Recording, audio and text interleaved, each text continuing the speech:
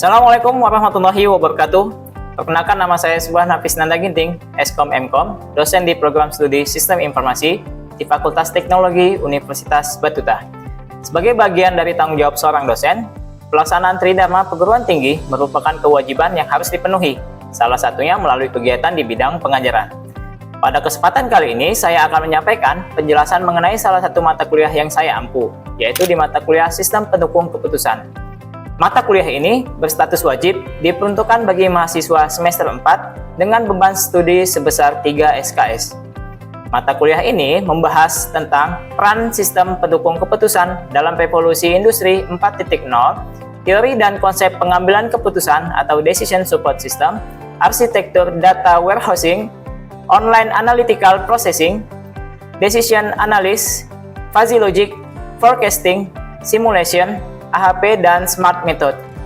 Pada mata kuliah yang saya ajarkan, termasuk mata kuliah ini, saya akan menjelaskan definisi dari sistem pendukung keputusan, karakteristik sistem pendukung keputusan, komponen sistem pendukung keputusan, serta tujuan dan manfaat sistem pendukung keputusan dan jenis-jenis sistem pendukung keputusan, hubungan SPK dengan AI, revolusi industri 4.0.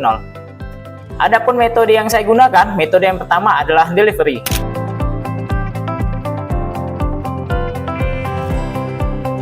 Yaitu merupakan suatu proses atau cara bagaimana saya menyampaikan materi pembelajaran yang baik, menarik, dan terstruktur agar dapat diterima dengan mudah oleh mahasiswa. Materi yang saya sampaikan mengacu pada CPL pada mata kuliah yang terdiri yang pertama, sikap, keterampilan umum, keterampilan khusus, dan pengetahuan. Untuk aspek sikap terbagi menjadi 4. Yang pertama, bertakwa kepada Tuhan Yang Maha Esa dan mampu menunjukkan sikap religius. Yang kedua, menjunjung tinggi nilai kemanusiaan dalam menjalankan tugas berdasarkan agama, moral, dan etika. Yang ketiga, menunjukkan sikap bertanggung jawab atas pekerjaan di bidang keahlian secara mandiri. Yang keempat, menginternalisasi prinsip-prinsip etika, undang-undang ITE, dan profesi informatika. Untuk aspek keterampilan umum terbagi menjadi 4. Yang pertama, mampu menerapkan pemikiran logis, kritis, dan sistematis, serta inovasi dalam konteks pengembangan atau mengimplementasikan ilmu pengetahuan dan teknologi yang memperhatikan dan menerapkan nilai humaniora sesuai dengan keahliannya. Yang kedua, mampu menunjukkan kinerja mandiri, bermutu, dan terukur. Yang ketiga, mampu mengkaji implikasi pengembangan dan implikasi ilmu pengetahuan serta teknologi yang memperhatikan dan menerapkan nilai humaniora sesuai dengan keahliannya berdasarkan kaidah, tata cara, dan etika ilmiah dalam rangka menghasilkan solusi, gagasan, atau desain. Yang keempat, mampu menyusun deskripsi saintifik, ide, gagasan dalam bentuk skripsi ataupun laporan akhir dan mengunggahnya dalam laman perguruan tinggi. Untuk aspek keterampilan khusus terbagi menjadi 3. Yang pertama, mahasiswa diharapkan mampu menerapkan konsep-konsep yang berkaitan dengan sistem pendukung keputusan untuk menunjang aplikasi komputer. Yang kedua, mahasiswa diharapkan dapat menjelaskan teori sistem pendukung keputusan serta penerapannya dalam kehidupan sehari-hari. Yang ketiga, mahasiswa diharapkan menjadi profesional pada bidang bisnis analis, konsultan IT, ataupun digital marketer sesuai dengan profil lulusan program studi.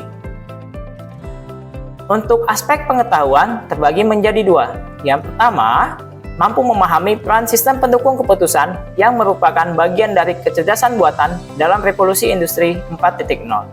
Yang kedua, mampu menjelaskan serta mengimplementasikan teori dan konsep sistem pendukung keputusan, manfaat, kekurangan, ciri-ciri sistem pendukung keputusan, dan posisi sistem pendukung keputusan di revolusi industri 4.0.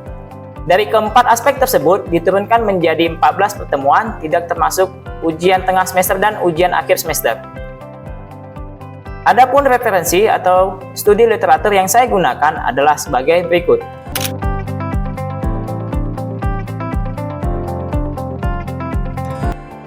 Metode yang kedua adalah interaction.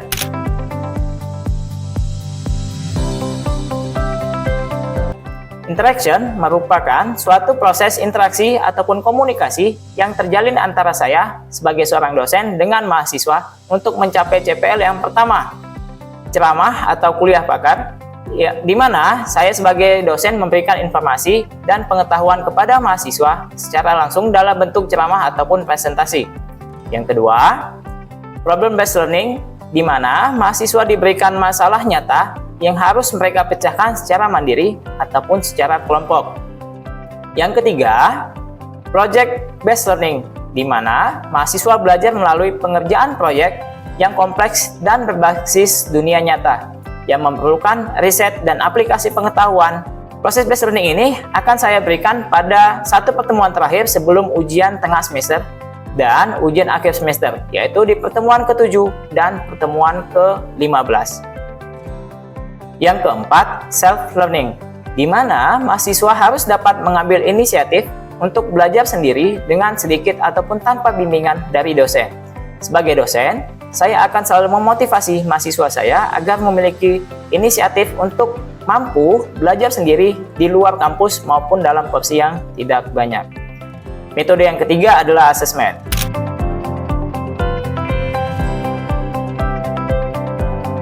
Asesmen merupakan suatu proses penilaian untuk mengukur kemampuan mahasiswa secara objektif dalam menerima pembelajaran yang diajarkan. Terdapat 5 indikator penilaian pada mata kuliah yang saya ajarkan beserta presentasinya. Yang pertama, dari segi kehadiran sebesar 10%, dari tugas mandiri sebesar 10%, dari tugas kelompok sebesar 10%, ujian tengah semester 30%, dan ujian akhir semester sebesar 40%. Untuk tugas mandiri ataupun tugas kelompok akan selalu diberikan waktu selama 1 minggu pengerjaan dan dikumpulkan melalui media email. Indikator penilaian dan tata cara pengerjaan tugas tersebut selalu saya sampaikan pada pertemuan pertama perkuliahan agar proses penilaian bersifat transparan serta objektif. Demikian saya sampaikan 3 metode pembelajaran yang dilakukan, yaitu delivery, interaction, dan assessment untuk mata kuliah sistem pendukung keputusan. Selanjutnya, saya akan menampilkan cuplikan proses pembelajaran di kelas secara luring sebagai berikut. Oke, bismillahirrahmanirrahim. Assalamualaikum warahmatullahi wabarakatuh. Waalaikumsalam warahmatullahi wabarakatuh. Oke, sebelum kita memulai perkuliahan kita pada pagi hari ini, marilah kita berdoa dulu menurut kepercayaan masing-masing. Doa dimulai.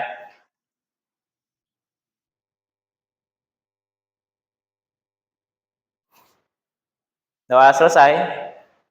Oke, kita jumpa lagi di mata kuliah sistem pendukung keputusan di pertemuan kedua. Kenapa pertemuan kedua? Karena di minggu lalu di pertemuan pertama kita sudah membahas kontrak perkuliahan. Oke, di dalam kontrak perkuliahan kita ada membahas tentang kehadiran, nilai, tugas, UTS, dan lain-lain di pertemuan pertama. Oke, jadi kita lanjutkan pertemuan kita di pertemuan kedua. Nah, di pertemuan kedua nanti kita akan membahas sistem pendukung keputusan di dalam revolusi industri 4.0. Inilah pembahasan kita nantinya. Untuk materinya ada apa saja? Nah, jadi pembahasan kita di sini ada beberapa pembahasan kalau kita lihat dari slide-nya. Yang pertama nanti kita akan membahas definisi dari sistem pengambil keputusan, karakteristiknya, komponen-komponennya, tujuan, jenis-jenis dari sebuah sistem pendukung keputusan. Nah, itulah nanti pembahasan kita. Kemudian yang kedua nanti SPK dan kecerdasan buatan. Maksudnya apa? Hubungannya apa nih antara kedua ini? Kemudian peran serta implementasi SPK di dalam kecerdasan buatan itu apa? Ini nanti akan kita bahas. Lalu nanti kita akan membahas juga revolusi industri 4.0, baik itu dari definisi, teknologi, dampak, serta tantangan dari adopsinya. Lalu nanti kita akan membahas juga peran serta implementasinya. Nah, nanti di sini ada studi kasus yang akan kita lihat, serta bagaimana kita menyelesaikan langkah-langkah dari sistem pengambil keputusan ini. Ya, jadi ini kurang lebih materi kita pada hari ini. Oke. Kita lihat dulu di sini, di bagian awal nanti kita akan membahas konsep dasarnya. Kita akan memahami nanti fondasi dari SPK, kemudian karakteristiknya ada apa saja, lalu komponen-komponennya, lalu aplikasinya apa. Nah, inilah nanti pembahasan kita. Oke, kita masuk ke definisi dulu. Coba silahkan dibaca definisinya apa dari SPK. Sistem berbasis komputer yang digunakan untuk membantu mengambil keputusan dalam menyusun strategi atau menyelesaikan masalah komputer kompleks yang dibutuhkan analisis mendalam.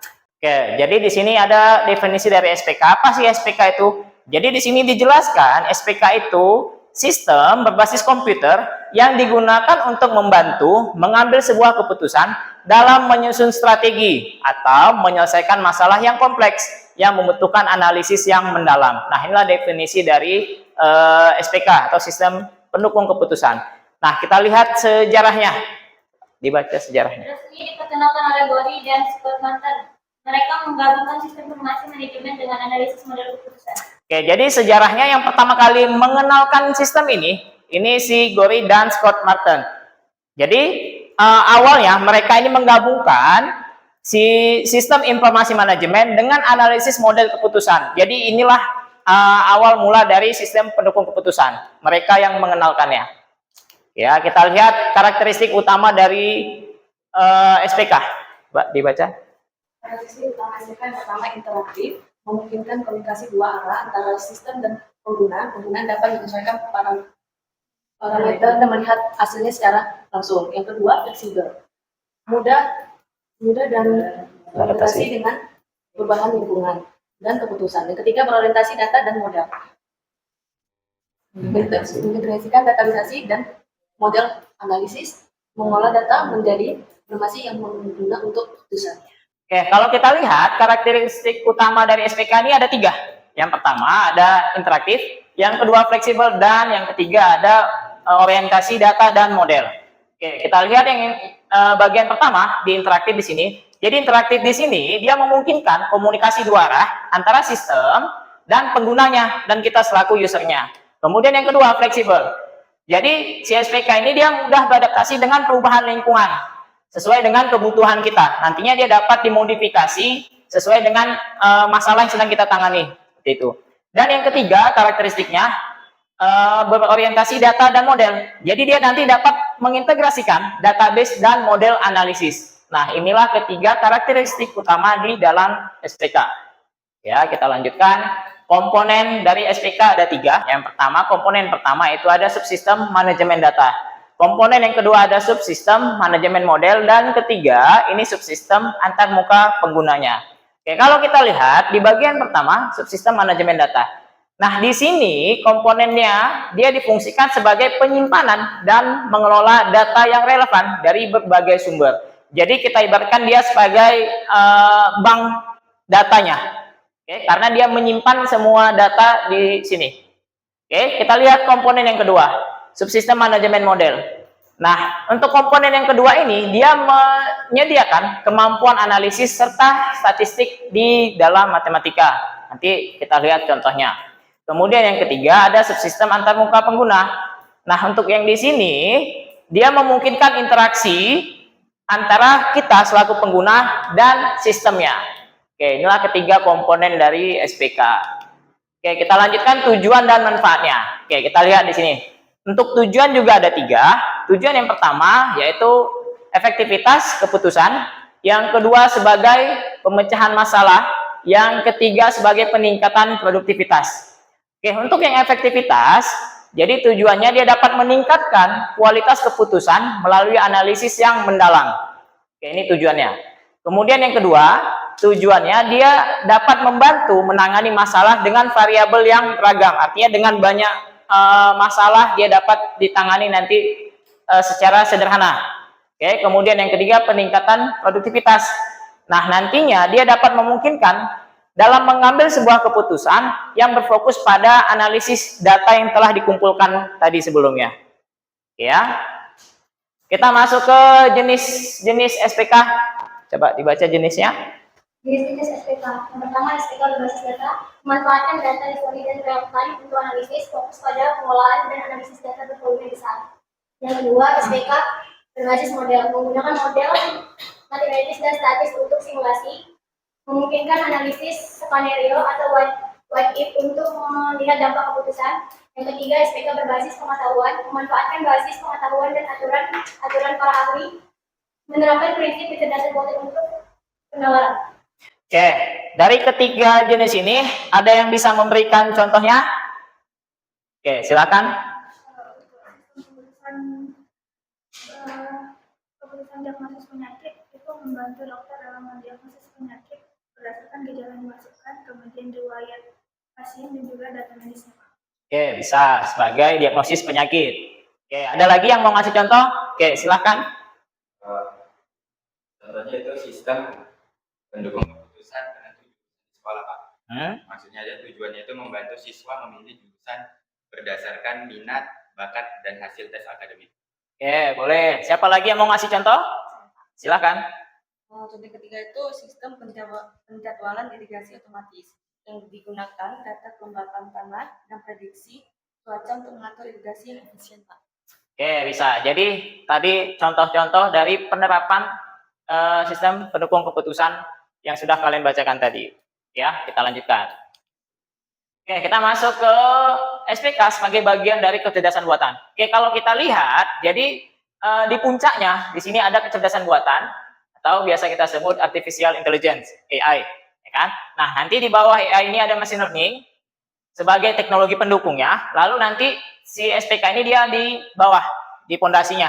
Nah, disinilah si SPK sebagai yang mengimplementasikan sistem yang kalian tadi bacakan contoh-contohnya, yang kalian sebutkan tadi contoh-contohnya di sini.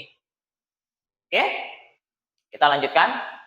Nah, di sini kita akan melihat hubungan dari SPK dengan kecerdasan buatan. Kenapa? Karena tadi kita lihat pondasinya di paling atas, di paling puncak tadi ada apa? AI, yang kedua machine learning, yang ketiga SPK. Nah, jadi harusnya ada korelasi si SPK dengan kecerdasan buatan. Oke, kita lihat dulu definisinya. Jadi definisi dari AI, ini dia mesin yang dapat menirukan fungsi manusia. Ini AI. Nah, dia melibatkan pembelajaran, penalaran, serta koreksi diri berdasarkan pengalamannya. Nah, ini AI. Jadi robot yang udah dapat menirukan kita, misalkan kita mau mengemudi. Oke, itu kan masih kita nih manual. Nah, saat ini sudah ada AI yang bisa membawa mobil secara otomatis, ya kan? Dan masih banyak lagi contoh penerapannya. Nah, ini tadi. Persamaannya apa SPK dengan AI? Nah, jadi dua-duanya ini dia dapat meningkatkan dalam pengambilan keputusan. Nah, jadi mereka sama-sama menggunakan analisis data dan model untuk mencapai tujuan. Jadi, ketika mereka mau mengambil sebuah kesimpulan, itu bukan berarti semata-mata, oh mungkin karena A, mungkin karena B. Enggak. Jadi ada data yang mereka dapat, nanti data itu diolah sama mereka, lalu dilakukan analisis. Yang mana nih nanti kesimpulannya yang pas? Misalkan yang A, yang B, yang C, itu nanti diolah dari data yang mereka dapat. Nah, bedanya apa? Oke, kalau kita lihat tadi, bedanya, si SPK, dia membutuhkan input manusia, karena masih kita, user yang melakukan yang mengetiknya. Sedangkan AI, dia dapat berfungsi secara otomatis. Nah, ini bedanya. Tapi kalau kita lihat secara teknis sebenarnya sama-sama mereka dapat berfungsi dengan mandiri. Hanya saja kalau si SPK kan masih menggunakan input manusia. Nah, pada saat ini nanti di revolusi industri 4.0 bahkan yang sudah 5.0, si SPK ini juga sudah menyeimbangi AI. Jadi dia sudah bisa otomatis juga nantinya. Nanti akan kita lihat contoh penerapannya ya. Oke, kita lanjutkan dulu teknologi AI di dalam SPK. Ada 3 di sini. Oke, ada 3 teknologi di sini. Yang pertama tadi ada machine learning, yang kedua ada NLP, yang ketiga ada expert system. Jadi dari masing-masing definisi ini, coba ada yang bisa ngasih contoh nggak? Coba di machine learning, siapa yang bisa ngasih contohnya? Oke, silahkan. Apa contohnya di machine learning? Kendaraan tanpa supir atau self-driving car.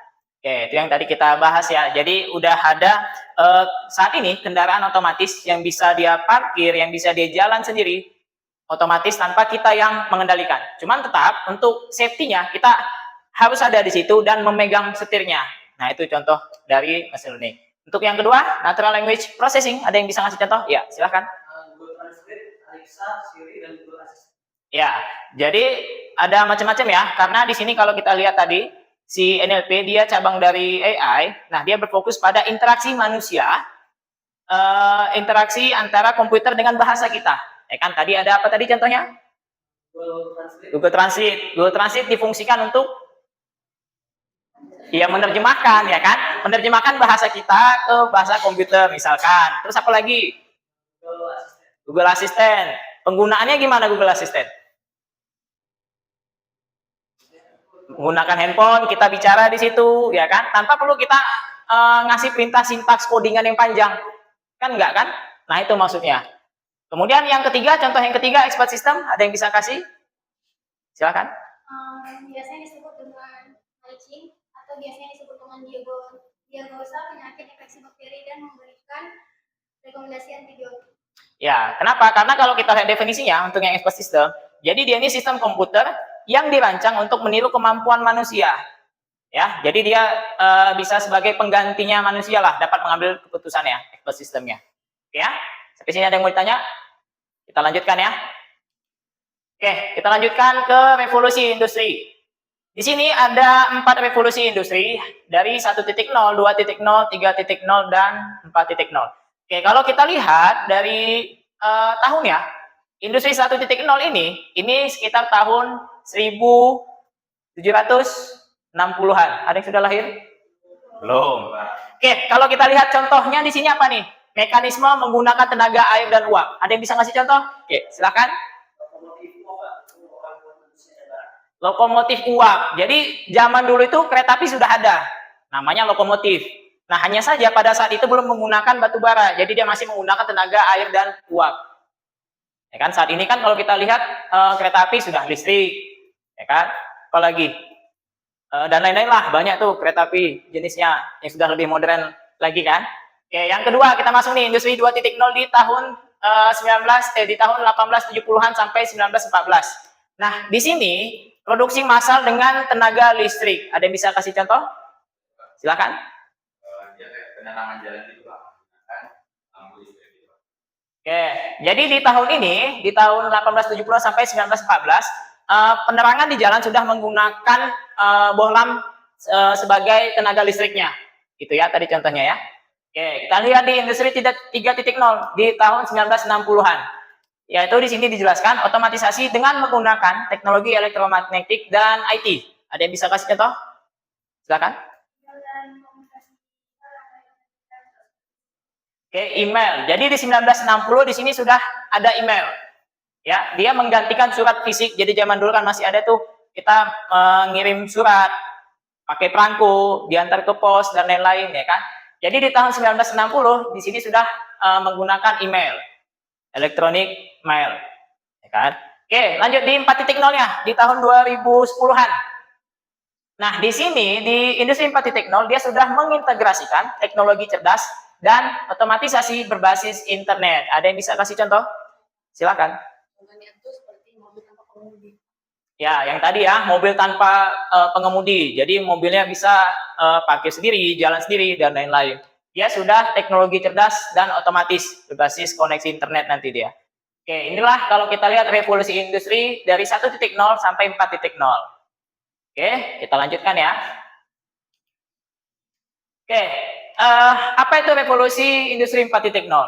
Kalau kita lihat revolusi industri 4.0 itu dia transformasi besar dalam sebuah sistem industri dan ekonomi global yang ditandai dengan integrasi teknologi digital canggih seperti Internet of Things atau IoT.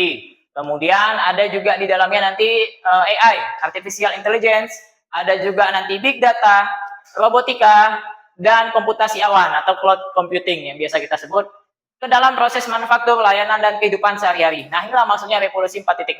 Nah, di dalam revolusi 4.0 ini ada beberapa komponen. Yang pertama, IoT, Internet of Things. Tadi sudah disebutkan juga di definisinya. Kemudian ada AI, Artificial Intelligence, Cloud Computing, kemudian ada Augmented Reality, dan ada Virtual Reality. Nah, inilah komponen-komponen utama di industri 4.0. Kenapa? Karena kalau kita lihat, komponen-komponen ini di industri 3.0, 2, sampai dengan 1, ini belum ada. Nah, jadi ini ada, muncul tuh di industri 4.0. Ya, tahu ya perbedaannya ya? Oke, kita lanjutkan teknologi kunci dalam industri 4.0. Nah, ini tadi ada 4 ya. Di sini kita bahas 3 dulu komponen utamanya, IoT, Cloud Computing, dan Big Data. IoT yaitu dia mengkoneksikan antar perangkat melalui internet untuk bisa saling bertukar data. Nah, contohnya ada smart home, ada smart factory, dan lain-lain. Contoh smart home yang ini, misalkan kalian tahu nih, kalau lihat YouTube atau pernah ke hotel-hotel yang udah bintang berapa lah. Jadi ketika kita masuk, kita hanya pakai voice. hidupkan lampu, nanti otomatis hidup lampu. Buatkan kopi, nanti mesin kopinya otomatis mengeluarkan kopi sendiri, nggak perlu kita tekan-tekan. Nah, itu contoh smart home. Kemudian ada cloud computing. Nah, cloud computing ini penyimpanan dan pengelolaan data di internet agar mudah diakses dan digunakan kapan saja. Jadi cloud computing ini dia menggantikan penyimpanan kita fisik. Misal saat ini kalian kalau nyimpan data menggunakan apa? Flash disk, apalagi hard disk, apalagi memory card, masih zaman. Disket, ada yang masih pakai disket? Belum. Nah, itu contoh penyimpanan pada zamannya. Ya, pada zamannya itu canggih. Nah, saat ini di industri 4.0 sudah menggunakan cloud computing. Jadi kita nggak perlu lagi nyimpan secara fisik di flash disk, di hard disk tadi, di SSD mungkin, ya kan? Saat ini kita sudah bisa menggunakan cloud computing. Contohnya ada Google Drive misalkan. Apalagi Terabox dan lain-lain lah, banyak contoh penyimpanannya. Kemudian ada Big Data. Big Data ini dia pengumpulan dan analisis data besar secara real time untuk mendukung dalam pengambilan keputusan. Nanti akan kita lihat contohnya ya. Oke, selanjutnya kita mau kuis nih. Ya, ini kuis untuk menambah nilai harian kalian.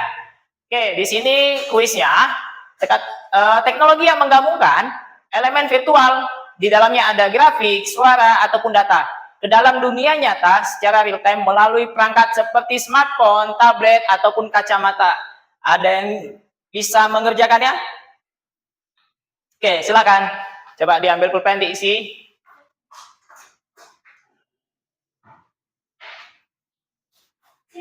Ya, silakan diisi yang besar ya.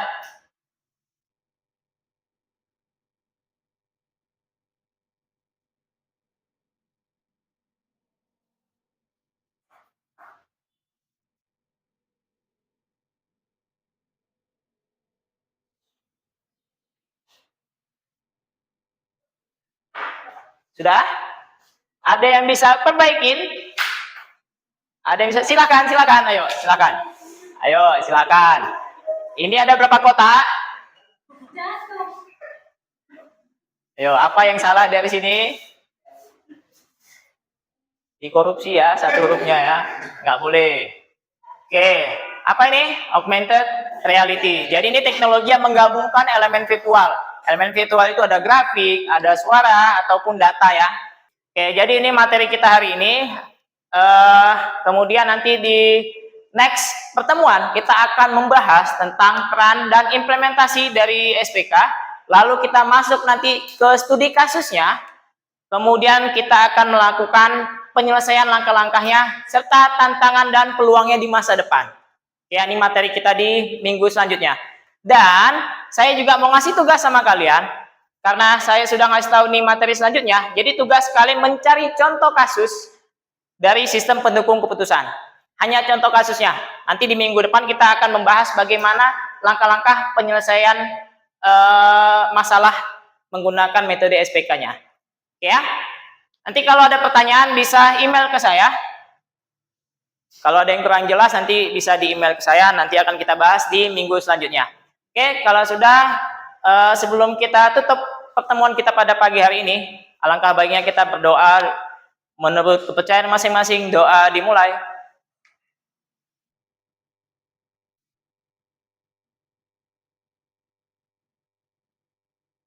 Doa selesai. Kita akhiri sampai di sini. Sampai jumpa lagi di minggu selanjutnya. Assalamualaikum warahmatullahi wabarakatuh. Selamat pagi.